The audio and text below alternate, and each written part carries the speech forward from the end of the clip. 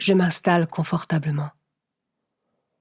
Je fais attention à la position de mon dos, droit, non cambré et détendu. Mes épaules sont relâchées, mon bassin est bien ancré.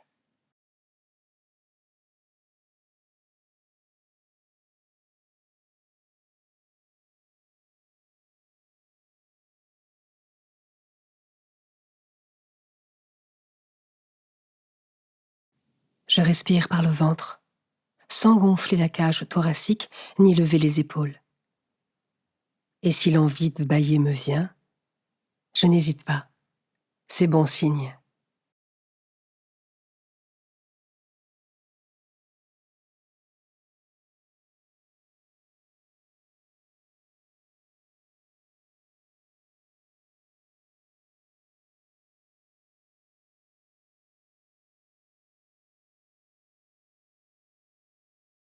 Je continue à respirer paisiblement et consciemment.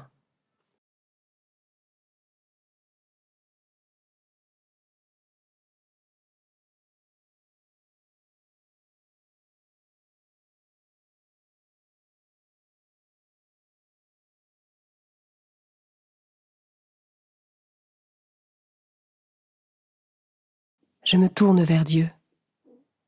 Je lui dis ma volonté de m'occuper uniquement de ce qui le concerne pendant ce temps de méditation.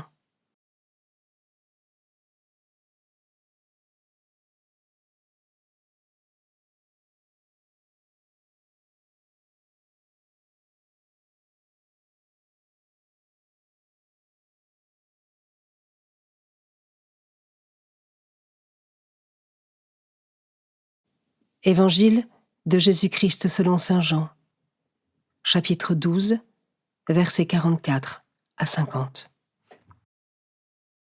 En ce temps-là, Jésus s'écria : « Celui qui croit en moi, ce n'est pas en moi qu'il croit, mais en celui qui m'a envoyé. Et celui qui me voit celui qui m'a envoyé.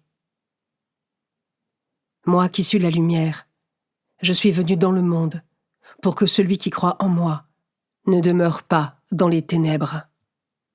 Si quelqu'un entend mes paroles et n'y reste pas fidèle, moi je ne le juge pas, car je ne suis pas venu pour juger le monde, mais pour le sauver. Celui qui me rejette et n'accueille pas mes paroles aura pour le juger la parole que j'ai prononcée.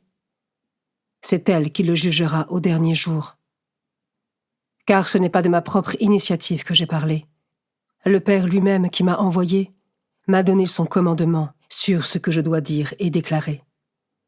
Et je sais que son commandement est vie éternelle. Donc, ce que je le déclare comme le Père me l'a dit.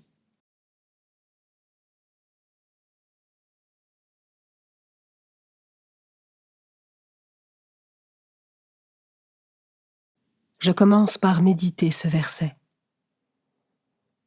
Moi qui suis la lumière, je suis venu dans le monde pour que celui qui croit en moi ne demeure pas dans les ténèbres.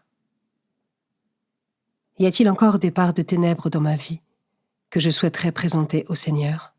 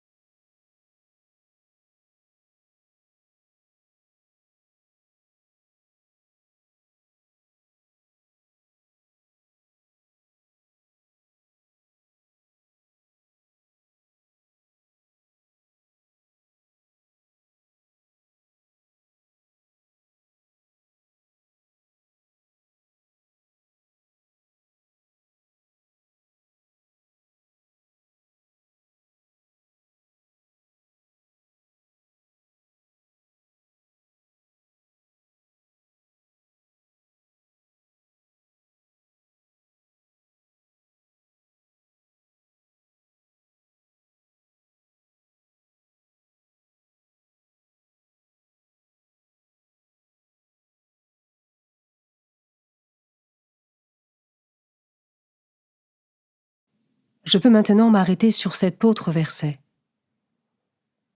Si quelqu'un entend mes paroles et n'y reste pas fidèle, moi, je ne le juge pas, car je ne suis pas venu juger le monde, mais le sauver. Comment ce verset, signe de l'amour inconditionnel de Dieu, de sa volonté de respecter notre libre arbitre et de sa miséricorde, résonne en moi.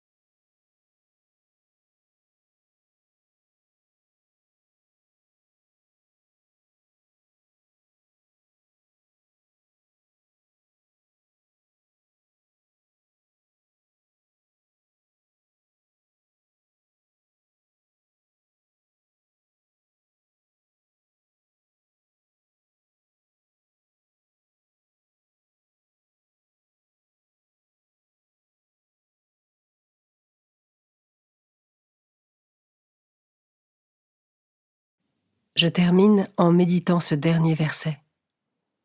Je sais que son commandement est vie éternelle. La parole de Dieu peut parfois nous sembler difficile, car le péché originel est toujours imprégné en nous. Cela peut nous rendre méfiants vis-à-vis de Dieu, et il peut être tentant de vouloir prendre des chemins divergents. Mais ai-je conscience que la parole de Dieu est pourtant vraie parole de vie, et qu'elle contribue à la fois à notre bonheur, à notre vraie liberté et à notre salut?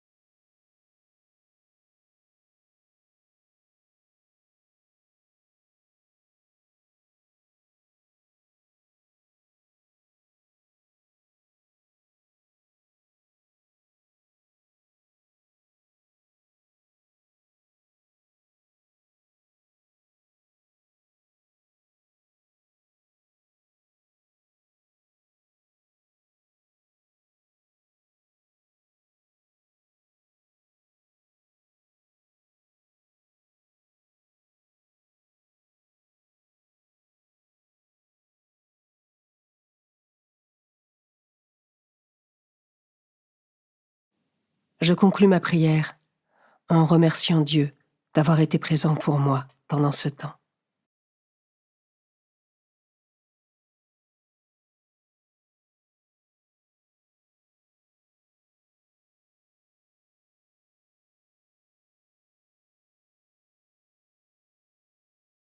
Belle journée et à demain.